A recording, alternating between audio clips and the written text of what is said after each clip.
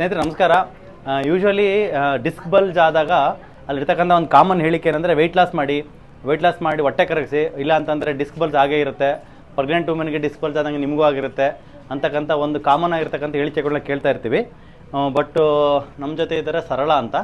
ಅವ್ರಿಗೆ back pain ಮತ್ತು slip disc ಆಗಿತ್ತು, ಜೊತೆಗೆ ಪ್ಯಾರಾಸ್ಮಲ್ ಮಸಲ್ ಸ್ಪಾಸಮ್ ಮೇಲೆ ಇತ್ತು.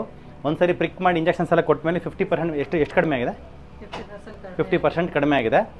ಜೊತೆಗೆ ಅವ್ರಿಗೆ ವೆಯ್ಟ್ ಲಾಸ್ ಏನು ಅಷ್ಟೊಂದು ಆಗಿಲ್ಲ ಅಲ್ವಾ? ಸ್ವಲ್ಪ ಅಷ್ಟೇ, very very minimal weight loss. So ಇದರಲ್ಲಿ ಅರ್ಥ ಆಗುತ್ತೆ ವೆಯ್ಟ್ ಲಾಸ್ಗೂ ಮತ್ತು ಬ್ಯಾಕ್ ಪೈನ್ಗೂ ಸ್ಲಿಪ್ ಡಿಸ್ಕ್ ಯಾವ ಸಂಬಂಧ ಇಲ್ಲ.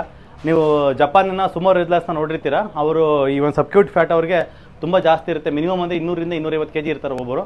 ಅವ್ರಿಗೆ ಯಾವ ಬ್ಯಾಕ್ ಪೈನ್ ಇಲ್ಲ, ಯಾವ ಮಂಡಿ ನೋವು ಇಲ್ಲ. ಈವನ್ ಕೆಲವರು ನೋಡಿರ್ತಾರೆ ಊರಾಗೆ ಭೀಮ ಇದ್ದಂಗೆ ಇರ್ತಾರೆ, ಬಾಡಿ ವೆಯ್ಟ್ ಎಲ್ಲ ಜಾಸ್ತಿನೇ ಇರುತ್ತೆ, ಬಟ್ ಅವ್ರಿಗೆ ಮಂಡಿ ನೋವು ಸೊಂಟ ನೋವು ಇರಲ್ಲ. ಅವ್ರಿಗೆ ಜಾಸ್ತಿ ಮಸಲ್ಸೇ ಇರುತ್ತೆ ಮತ್ತು ಸಬ್ಕ್ಯೂಟ್ ಫ್ಯಾಟ್ ಇರುತ್ತೆ. ಸೊ ವಿಸರಲ್ ಫ್ಯಾಟ್ನ ಅವಾಯ್ಡ್ ಮಾಡ್ಕೊಳ್ಳಿ. ಸಬ್ಕ್ಯೂಟ್ ಫ್ಯಾಟ್ ಇದೆ ಅಂದರೆ ತಲೆ ಕೆಡಿಸ್ಕೊಂಡು ಹೋಗ್ಬಿಡಿ. ದಪ್ಪ ಇದ್ದರೂ ಸಣ್ಣ ಇದ್ರೂ ಮ್ಯಾಟ್ರ್ ಆಗೋದಿಲ್ಲ. ಸೊ ಮೇಯ್ನ್ಲಿ ಮೆಟಬಾಲಿಸಮ್ ಚೆನ್ನಾಗಿರಬೇಕು, ಫ್ಯಾಟಿ ಲಿವರ್ ಇರಬಾರ್ದು, ಮತ್ತು ಸ್ಪ್ಲೀನೊಮೆಗಲ್ ಆ ಥರದ ಕಂಡೀಷನ್ಸ್ ಏನು ಇಟ್ಕೊಂಡಂಗೆ ನೀವು ಆರಾಮಾಗಿ ಹಾರ್ಮೋನ್ ಇಂಬ್ಯಾಲೆನ್ಸ್ನ ಕರೆಕ್ಷನ್ ಮಾಡ್ಕೊಂಡು ನೀಟಾಗಿ ನೀವು ಟ್ರೀಟ್ಮೆಂಟು ಇಲ್ಲೇ ಕರೆಕ್ಟಾಗಿ ಫೋಕಸ್ ಮಾಡಿದೆ ಆದರೆ ಬ್ಯಾಕ್ ಪೈನು ವಿತೌಟ್ ಸರ್ಜರಿ ನಾವು ರೆಡಿ ಮಾಡ್ಕೊಳಕ್ಕೆ ಸಾಧ್ಯ ಇದೆ ಅಂತ ಹೇಳ್ತಾ ಮಾಡೋದು. ಮೇಡಮ್ ಲಾಸ್ಟ್ 20 ದಿನದಲ್ಲಿ ಏನೇನೋ ಊಟ ಅನ್ವಾಂಟೆಡ್ ಎಲ್ಲ ಬಿಟ್ಟಿದ್ರ ಅಂತ ಕೇಳೋಣ. ಏನೇನು ಬಿಟ್ಟಿದ್ದೀರಾ? ಪೂರಿ, ಚಪಾತಿ, ಪರೋಟ, ಟೀ, ಕಾಫಿ, ಆಲೂಗೆಡ್ಡೆ ಇದೆಲ್ಲ ಏನು ತಿನ್ನಲ್ಲ ಸರ್. ಮುಂಚೆ ತಗೊಂತಿದ್ರಾ? ಮುಂಚೆ ಕಾಫಿ ಟೀ ಇರ್ತಾ ಇರ್ಲಿಲ್ಲ ಮುಂಚೆ, ಇದೆಲ್ಲ ತಿಂತಾ ಇದ್ವಿ. ಪೂರಿ ಪರೋಟ ಪೂರಿ ತಿಂತಾ ಇದ್ರಾ? ತಿಂತಾ ಇದ್ವಿ. ಮರಳೆ ಮಾಡ್ತಿದ್ರಾ ಹೋಟ್ಲಲ್ಲ? ಮನೇಲಿ ಸರ್, ಹೋಟ್ಲಲ್ಲಿ ಏನು ತಿನ್ನಲ್ಲ ನಾವು. ಹೆಂಗೆ ಸರ್ ಇವಾಗೆಲ್ಲ ಅವಾಯ್ಡ್ ಮಾಡಿದಾರಾ? ಕಂಪ್ಲೀಟ್ ಅವಾಯ್ಡ್ ಮಾಡಿದ್ರೆ ಪೇನು ಪರವಾಗಿಲ್ಲ. ಇವಾಗ ಸರ್ ಸೊಂಟ ನೋವು ತುಂಬಾ ಐತೆ ನನಗೆ. ಅದೇ 50% ಕಡಿಮೆ ಇದೆ, ಇನ್ನು 50% ಇದೆ ಪೇನು. ಆ 50% ಪೇನ್ ಉಳ್ಕೊಂಡಿದ್ರ ಮೇಲೆ ಇವಾಗ ಇನ್ನೂ ಸ್ವಲ್ಪ ಫೋಕಸ್ ಮಾಡೋಣ. ಇಷ್ಟು ದಿನ ಏನು ಅವಾಯ್ಡ್ ಮಾಡ್ಬೇಕಂತ ಹೇಳ್ಕೊಟ್ರು.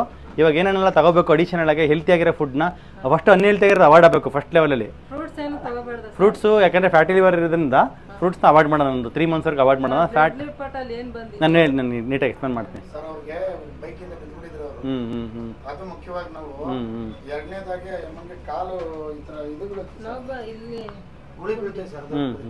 ಅದೇನು ಮುಖ್ಯವಾಗಿ ಇಲ್ಲ. ಅದು ಏನು ಗೊತ್ತಾ, ಇವಾಗ 50% ಬೆಟ್ಟಿದೆ ತಾನೆ ಓವರಾಲ್ 50% ಬೆಟ್ಟಿದೆ. ಇವಾಗ ಆ್ಯಕ್ಚುಲಿ ಇಂಜುರಿ ಆಗಿರುವಾಗ ಅಷ್ಟು ಸಮಸ್ಯೆ ಆಗಿರೋದಕ್ಕಿಂತ ಮುಖ್ಯವಾಗಿ ಅವ್ರಿಗೆ ಈ ಒಂದೇನು ಇನ್ಫ್ಲಮೇಟರಿ ಫುಡ್ ತಗೊತಾ ಇದ್ರಲ್ಲ ಅದರಿಂದನೇ ಬರ್ತಿದ್ದು.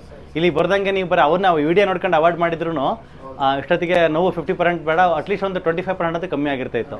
ಸೊ ಮುಖ್ಯವಾಗಿ ಇಂಜೆಕ್ಷನ್ ಕೊಬ್ಬರಿ ಎಣ್ಣೆ, ಎಳ್ಳೆಣ್ಣೆ, ತುಪ್ಪ, ಸ್ಯಾಚುರೇಟೆಡ್ ಫ್ಯಾಟ್ ಈ ಮೂರಾಗ ಯಾವ್ದಾರು ಯೂಸ್ ಮಾಡಿ. ಬೆಣ್ಣೆ ಬೇಕಾದ್ರೆ ಯೂಸ್ ಮಾಡಿ. ಕೊಬ್ಬರಿ ಎಣ್ಣೆ ತಂದಿಟ್ಕೊಳ್ಳಿ. ಮನೆ ಎಲ್ಲರಿಗೂ ಕೊಬ್ಬರಿ ಎಣ್ಣೆ ಅವರು ಬೇಡ ಅಂದರೂ ಕೂಡ ಅವ್ರಿಗೆ ಗೊತ್ತಿಲ್ಲ ನಾನು ಒಳ್ಳೆಣ್ಣೆ ಹಾಕಿದ್ದೀನಿ ಅಂತಲೇ ಅಡುಗೆ ಮಾಡಿ ಅವ್ರಿಗೆ ಗೊತ್ತಾಗೋದಿಲ್ಲ. ಒಂದು 2 ದಿನ ಆದಮೇಲೆ ಟೇಸ್ಟ್ ಸೆಟ್ ಆಗಿಬಿಡುತ್ತೆ ಅವ್ರಿಗೆ. ಫಸ್ಟ್ನೇ 2 ದಿನ ಸ್ವಲ್ಪ ಕನ್ಫ್ಯೂಸ್ ಆಗುತ್ತೆ. ಆಮೇಲೆ ಅಡುಗೆ